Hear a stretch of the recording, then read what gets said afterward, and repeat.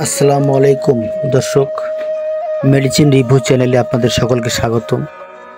তো দর্শক, আজকে যে ক্রিমটি নিয়ে আলোচনা হবে সেটা হলো স্কয়ার কোম্পানির বেটামেথসন সিএল, যেটা বেটামেথসন এবং ক্লোট্রিমাজল কম্বাইন করা আছে। উপাদান: প্রতি বেটামেথসন সিএল ক্রিমে এবং প্রতি গ্রাম ক্রিমে আছে বেটামেথসন বিপি 3.5 মিলিগ্রাম, বেটামেথসন টাইপ্রোপিওনেট বিপি হিসাবে এবং ক্লোট্রিমাজল বিপি 10 মিলিগ্রাম এতে রয়েছে। ক্লোট্রিমাজল একটি বিস্তৃত প্রণালীর ছত্রাকনাশক ও ডার্মোফাইটিসের বিভিন্ন প্রজাতি ম্যালেসিয়া ফুরফুর দ্বারা সৃষ্ট ত্বকীয় সংক্রমণে ব্যবহৃত হয়। ক্লোট্রিমাজল ছত্রাকের কোষ প্রাচীরে একটি প্রধান অ্যারোস্ট্রলের উপাদান ব্যাহত করে, ফলে কোষ প্রাচীরে স্থায়িত্ব নষ্ট করে এবং ছত্রাকের মৃত্যু ঘটায়।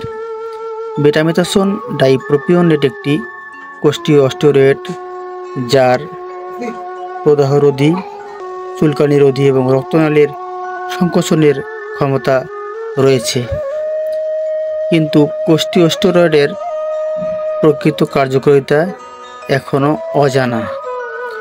নির্দেশনা: betamethasone CL cream tinea pedis, tinea cruris, tinea corporis জাতীয় প্রদাহ সংক্রমণে নির্দেশিত। মাত্রা ও ব্যবহার বিধি: যথেষ্ট পরিমাণে ক্রিমে ত্বকীয় ক্ষতিগ্রস্ত স্থানে বা এর চারপাশে দিনে 2 বার মালিশ করতে হবে। টিনিয়া কুরিস ও টিনিয়া কর্পোরিসের জন্য সকালে 2 সপ্তাহের জন্য ব্যবহার করতে হবে। টিনিয়া পেরিসে দিনে 2 বার হিসাবে সপ্তাহে 4 সপ্তাহ পর্যন্ত ব্যবহার করা যাবে। বেটামেথসন সিএল ক্রিম এর ক্রিম 4 সপ্তাহের অধিক ব্যবহারের জন্য নির্দেশিত নয়। যেসব ক্ষেত্রে ব্যবহার করা যাবে না: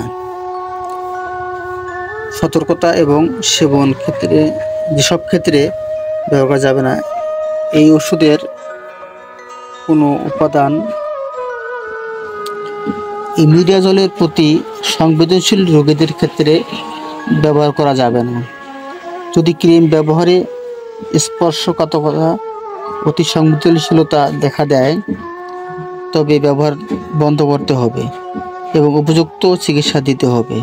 ক্রিমটি মুখের রোজোসিয়া, একনি, ভলপরিস, পেরিওসিস, dermatitis, perianal genital pruritus, napkin eruption এবং ব্যাকটেরিয়ার বা ভাইরাস ইনফেকশনে ব্যবহার করা যাবে না।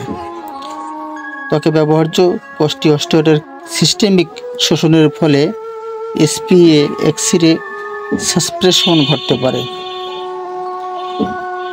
শিশুদের ক্ষেত্রে